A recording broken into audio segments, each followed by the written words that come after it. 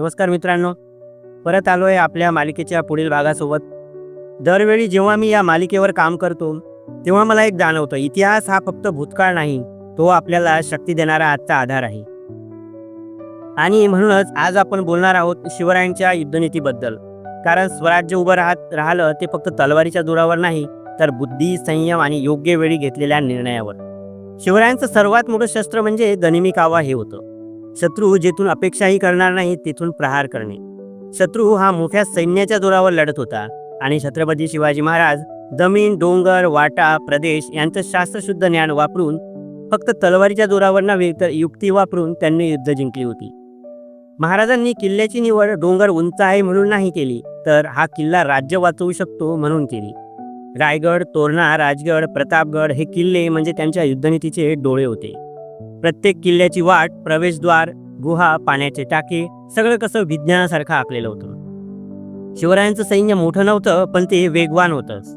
कुठेही, कधीही, कितीही वेगाने पोहोचायचं हा त्यांचा नियम. शत्रूला वाटे अजून वेळ आहे, पण महाराज त्यांच्या दारात उभे असत.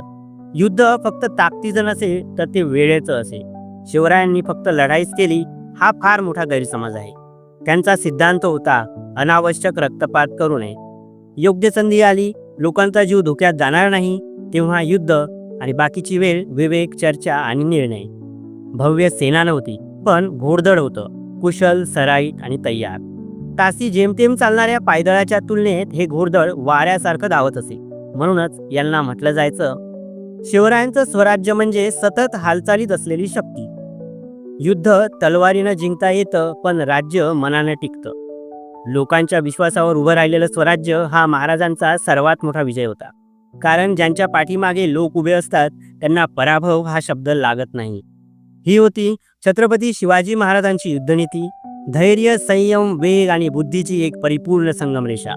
पुढच्या भागात आपण जाणून घेऊ छत्रपती शिवाजी महाराजांच्या आरमार उभं करण्याची कथा. धन्यवाद.